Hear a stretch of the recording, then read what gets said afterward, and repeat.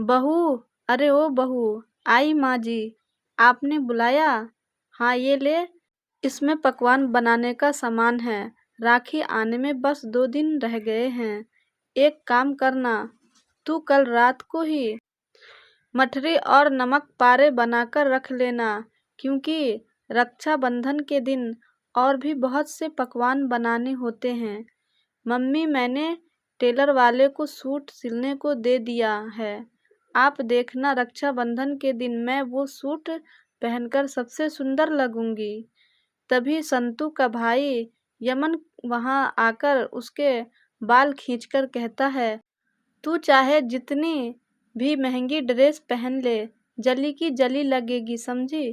क्योंकि रक्षाबंधन के दिन तेरा भाई सुंदर लगेगा। माँ देखो ना, यमन भैया मुझे चिढ़ा रहे हैं। यमन और संतू के बीच ऐसी खट्टी मीठी नोक-झोंक होती ही रहती थी। सभी के चेहरे रक्षाबंधन को लेकर खुशी से खिले हुए थे, मगर मंजू के चेहरे पर खुशी की जगह उदासी छाई हुई थी, जिसकी वजह यमन को पता थी।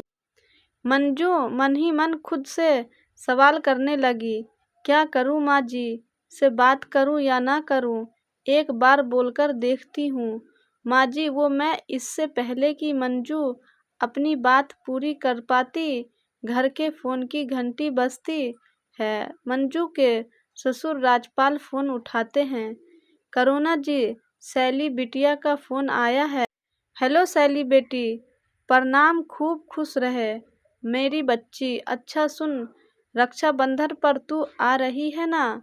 माँ, मैं आने की पूरी कोशिश करूंगी, क्योंकि रक्षाबंधन के दिन घर पर बहुत से रिश्तेदार और मेहमान आते हैं, तो इसलिए अगर मैं ना आ सकी तो तुम यमन को मेरे ससुराल भेज देना, मैं उसे यही राखी बांध दूंगी। अरे ये क्या बात हुई भला? अरे तू उस घर की बहू है, मगर तेरी अपनी भी जिंदगी है। जाकर कह दे अपनी सास से, तूने उनके रिश्तेदारों की खातिरदारी करने का ठेका थोड़ी लिया है। ये भी कोई बात हुई? रक्षाबंधन के दिन मेरी बच्ची अपने मायके नहीं आएगी। मैं यमन को तुझे लेने के लिए भेज दूंगी। मैंने खास तेरे लिए राखी के लिए खरीदारी भी कर ली है। बेटियों के बिना भी रक्षाबंधन के दिन मायके का घर आंगन कितना सूना लगता है। मैं नहीं जानती तू अपनी माँ से मिलने आ रही है, वो भी राखी पर। अच्छा ठीक है माँ, मैं जरूर आऊंगी। अब आप उदास मत होइए, मैं रखती हूँ। जैसे ही फोन कटता है, सैली हिचकिचाते हुए अपनी सास से कहती है, माँ जी, वो मैं अरे ये वो मैं क्या लगा रखा है, बोलती क्यों नहीं? माँ जी, शादी के बाद यह मेरी पहली राखी हुई, तो मैं सोच रही थी कि मैं भी रक्षाबंधन पर मायके चले जाऊं। विवेक भैया को राखी भी बांध दूंगी और माँ पिताजी से भी मिल लूंगी।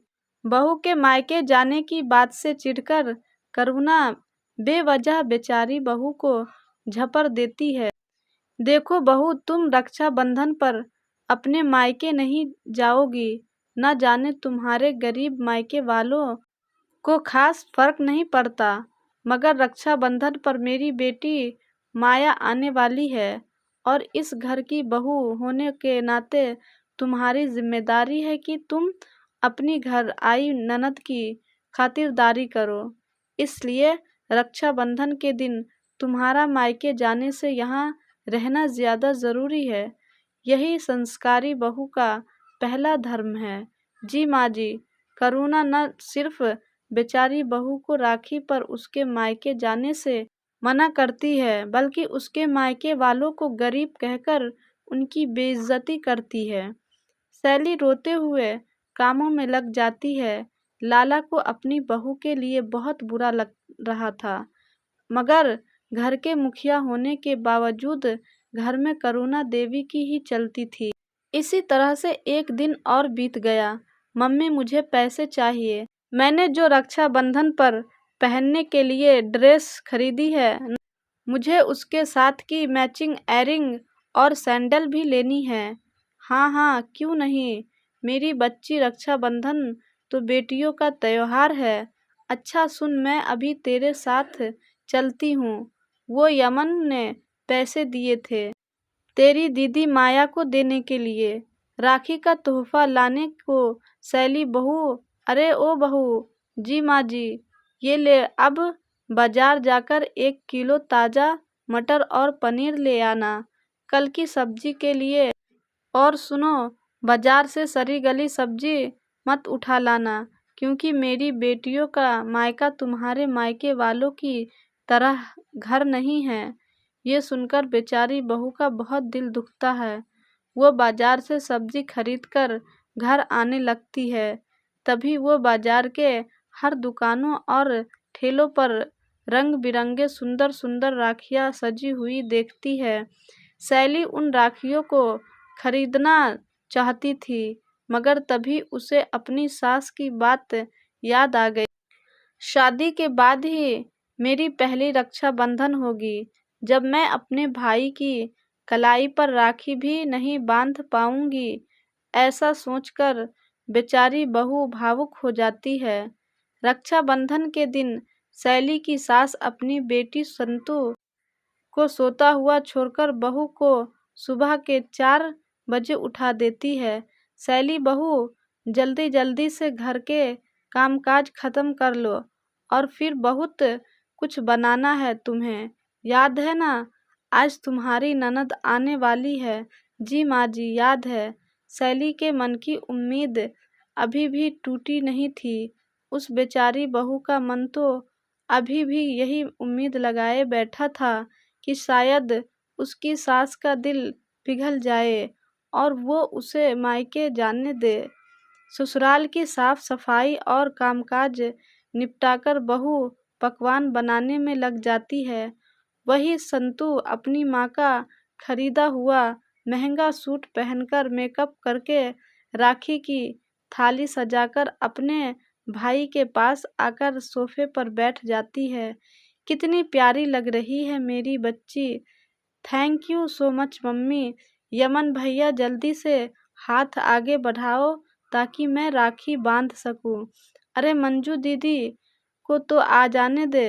अब एक मंजू दीदी ही तो है जो सैली के मायके जाने के लिए माँ को मना सकती है। इतने में मंजू वहाँ आती है और सैली चाय नाश्ता लेकर आती है। नमस्ते मंजू दीदी, ये लीजिए चाय नाश्ता कीजिए। सैली, भाभी, आप अपने भाई को राखी बांधने मायके नहीं गई? वह मंजू दीदी, अरे बहू, यह तू किस तरह से नाश्ता लगाकर लाए? मैंने मेरी बेटी के लिए छेने की बर्फी मंगवाई है, वो लेकर आ। करुणा बड़ी ही सफाई से बात को बदल देती है। इसके बाद मंजू और संतु यमन को राखी बांधकर उसे मिठाइयाँ खिलाती है। राखी तो बन गई भैया राजा, आप जल्दी से अपनी दोनों बहनों का रक्षाबंधन का उपहार निकालिए। देता हूँ दीदी, ये आपके लिए और ये आपके लिए। मेरी बच्ची मुस्कुराती हुई कितनी प्यारी लग रही है। भगवान करे करुणा देखती है कि उसकी बहू के पिता भानु, उसका भाई विवेक वहाँ आते हैं। अपने भाई को देखकर बहू का दिल भर जाता है। वही सैली की सास करुणा मन ही मन गुस्से में कुरकुराती हुई कहती है, आ गए गरीब भिखारी सस्ती सी बर्फी का डिब्बा लिए हुए। जी नमस्ते समधन, नमस्ते नमस्ते, क्या बात है? आप दोनों बाप बेटे ऐसे कैसे चले आए? अरे दूसरों के घर जाने से पहले खबर तो करनी चाहिए। वो माँ जी, आज रक्षाबंधन है ना, तो मैं सुबह से दीदी का इंतज़ार कर रहा था, मगर आधा दिन बीत गया तो मुझसे रहा नहीं गया, इसलिए मैं और पिताजी मेरी बहन को घर ले जाने।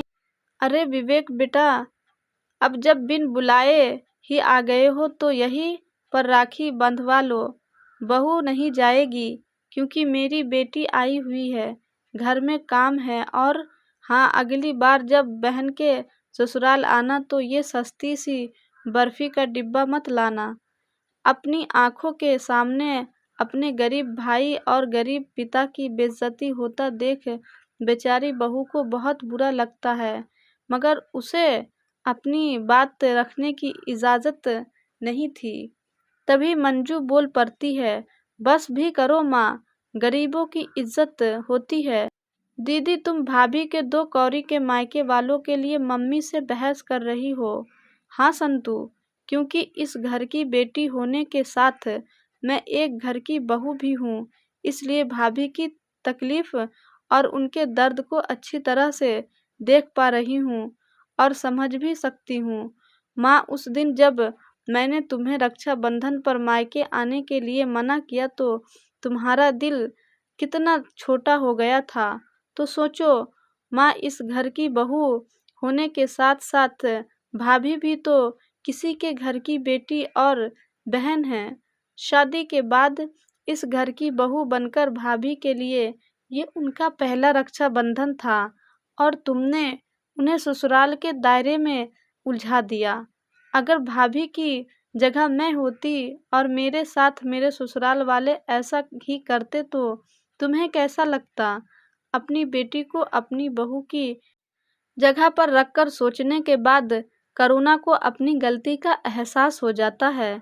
भानु भाई साहब, विवेक बेटा, मैं अपने किए के लिए हाथ जोड़कर आप दोनों से माफ़ी मांगती हूँ। सैली बहू, मैंने तेरे साथ फ़र्क किया, मगर आज मंजू ने मेरी आंखें खोल दी। समधी जी, मैं अपने घर की लक्ष्मी को आपके घर विदा कर रही हूँ। इसके बाद करुणा अपनी बहू को खुशी से उसके मायके भेज देती है, जहाँ सैली अपने भाई विवेक की कलाई पर राखी बांधकर रक्षाबंधन को मनाती है। बात चाहे बहू की हो या बेटी की, त्योहार सभी के लिए एक बराबर होता है।